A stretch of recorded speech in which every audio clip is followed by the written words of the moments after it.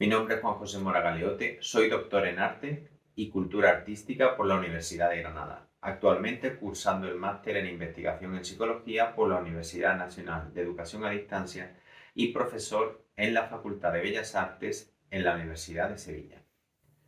Nuestra ponencia lleva por nombre Didáctica Triádica Integral, de la terapia a la docencia, concebida dentro del simposio Nuevas Literacidades en Entornos de Educación Superior para el Congreso Internacional sobre Intervención Sociocomunitaria desde el Arte a la Sociedad. El resultado de nuestra propuesta didáctica viene precedido por dos investigaciones anteriores, realizadas en espacios temporales con 10 años de diferencia entre sí. Aplicábamos la metodología catalizadora de la comunicación emocional y empática en alumnos de bachillerato artístico y posteriormente, pasado el intervalo de tiempo, a otro grupo de alumnos, esta vez pertenecientes al ámbito universitario. Tras dicha aplicación, se analizaron los resultados en forma de preguntas abiertas y se detectó, en comparación, un menor desarrollo de la empatía y la conducta prosocial, ocupando su lugar un pensamiento individualista, cierto narcisismo, pero entendido no como patológico, sino como centrando el foco en la acción, en el sí mismo.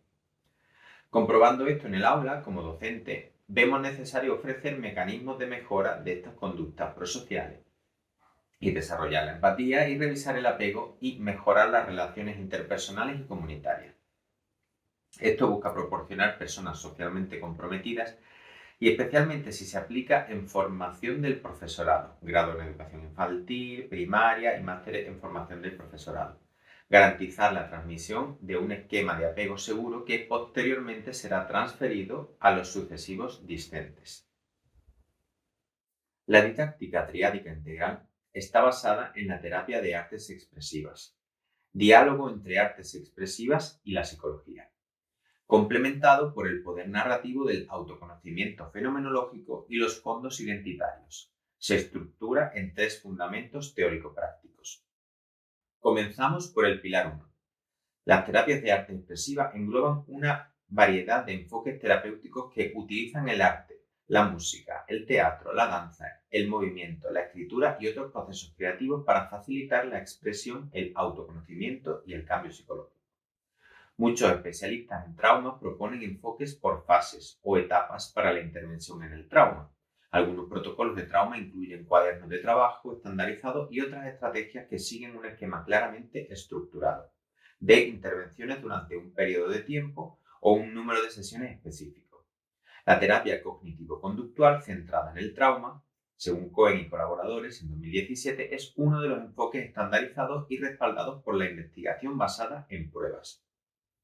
Pero hay un modelo particular para el trabajo psicoterapéutico que encaja bien con las artes expresivas como enfoque central, el continuum de terapias expresivas. En un sentido muy básico, el continuum de terapias expresivas propone 4 niveles de experiencia, que van desde el procesamiento simple al más complejo.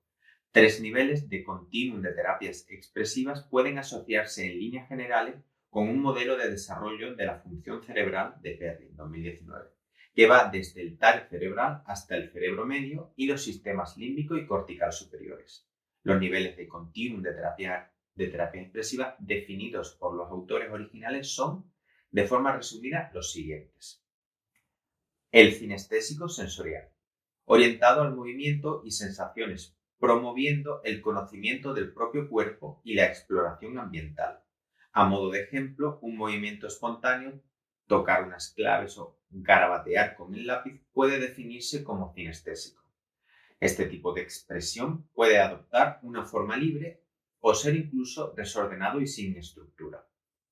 Lo sensorial simplemente involucra el empleo de los sentidos para vivir una expresión artística, una experiencia manual con arcillas, por ejemplo, el nivel sensorial por la temperatura de la materia, el tacto, presión, etc.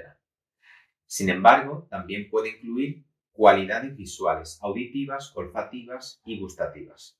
Lo vestibular, equilibrio, y lo propioceptivo, donde percibe uno su cuerpo en el entorno, también son cualidades sensoriales y forman parte, en este caso, de la experiencia de la danza o el movimiento performático. En estas experiencias, los detalles de lo que se crea o el resultado son menos importantes que la experiencia real de las artes expresivas o de la actividad lúdica imaginativa. El segundo estadio, el perceptivo afectivo, subraya el rol de las emociones y las percepciones que éstas generan y cómo son catalizadas. Los aspectos perceptivos tienen que ver con la creación de una forma o patrón, como el uso de líneas y colores con pintura o materiales de dibujo.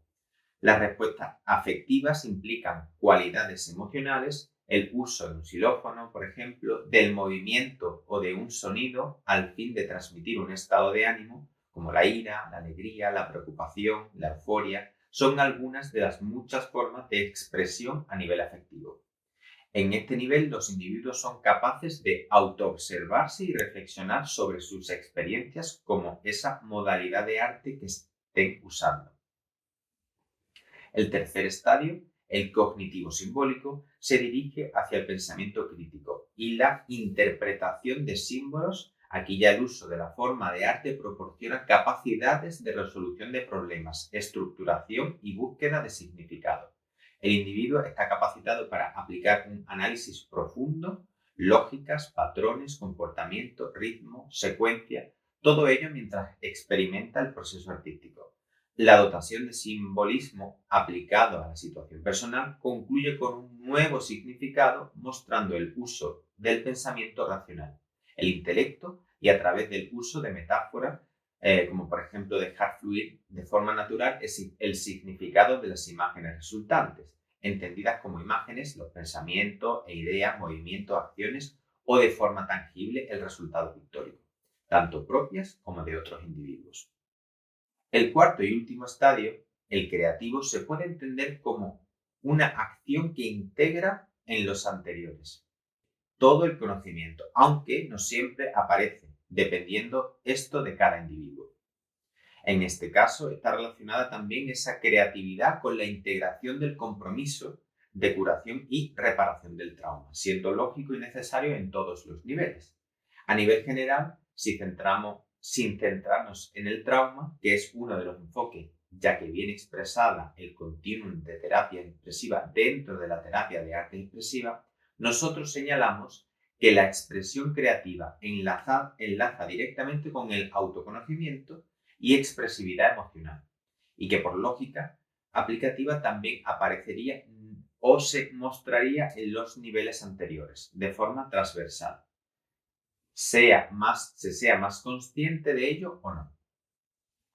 El segundo pilar es el autoconocimiento fenomenológico, que indaga en la construcción de la identidad narrativa mediante tres conceptos vinculados: la mismidad o sí mismo, que se refiere a la autopercepción y la identidad personal hasta cierto punto entendida como estable. La ipseidad, centrada en el reconocimiento del sí mismo en la experiencia, y la alteridad, enfocada en cómo uno se ve a sí mismo en la interacción con los otros. Este pilar enfatiza la importancia de la autorreflexión y el entendimiento personal a través de una narrativa identitaria.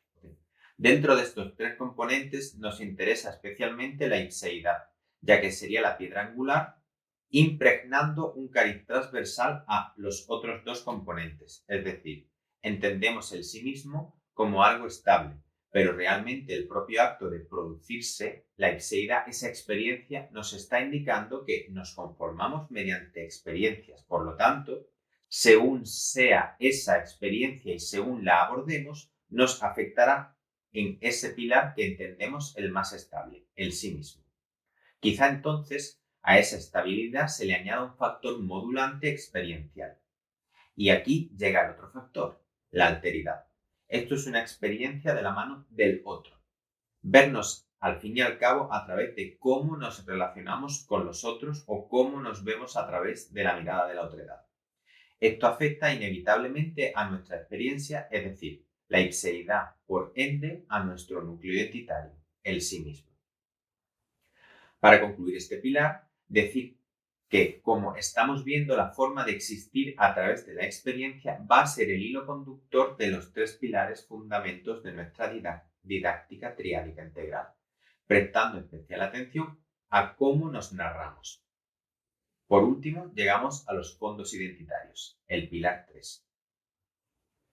Según una perspectiva narrativa y dialógica, se ha conceptualizado la identidad como un artefacto narrativo que tiene el objetivo de conferir unidad, propósito y sentido a la experiencia. Es decir, la identidad humana se puede entender como un relato o historia que integra el pasado, percibe e interpreta el presente y anticipa el futuro, con el objetivo de dar coherencia, unidad, sentido y propósito a nuestras vidas. Esteban, 2012, fue quien lo propuso. Según Brunner, 2003, estamos en constante construcción y reconstrucción de la identidad para satisfacer las demandas de las situaciones que nos encontramos. Y lo hacemos con la orientación de nuestros recuerdos del pasado y nuestras esperanzas y temores para el futuro. Preguntarse sobre la identidad de una persona consiste en hacer una historia acerca de quién es, lo que le ha sucedido y por qué está haciendo lo que hace. Para llegar a los fondos de identidad tenemos que pasar por su antecedente, el concepto de fondos de conocimiento. Este surge de una línea de investigación que tiene el objetivo de entender las experiencias educativas de alumnos inmigrantes y sus familias en los Estados Unidos de América. Por fondos de conocimiento se entiende, por tanto, los cuerpos de conocimiento culturalmente desarrollados e históricamente acumulados y las destrezas esenciales para el funcionamiento y bienestar familiar e individual, según Moll y colaboradores en 2001. Pasamos por fin a los fondos de identidad. Según Esteban 2012, por lo tanto, se entienden como un conjunto de recursos históricamente acumulados, culturalmente desarrollados y socialmente distribuidos y transmitidos que son esenciales para la presentación y definición de uno mismo. Se ofrece una tipología que distingue 5 clases de fondos de identidad. Fondos geográficos de identidad: cualquier territorio con el que uno puede mostrar vinculación e identificación, como un río, un país o un pueblo. Prácticas de identidad, es decir, fondos prácticos de identidad: cualquier afición o actividad significativa, como el trabajo, los deportes, la música o el arte. Fondos culturales de identidad: cualquier instrumento o artefacto físico y simbólico como una bandera o tradición cultural identificativa. Los fondos sociales de identidad: personas y relaciones significativas como la pareja, amistades o familia sanguínea o elegida. Y por último, los fondos institucionales de identidad: mecanismos de orden social, cooperación que normalizan la conducta de las personas como una institución política o religiosa, por ejemplo. De estas 5 categorías nos interesan especialmente para nuestra didáctica los fondos prácticos de identidad, habilidades prácticas cotidianas mediadas por artefactos; los fondos culturales de identidad, la riqueza de los elementos culturales representativos; y los fondos sociales de identidad, la importancia de las interacciones sociales y la pertenencia a grupos. Todos ellos más relacionados con esa experiencia conformadora de la identidad en relación a la ixeidad y a la alteridad comentada anteriormente.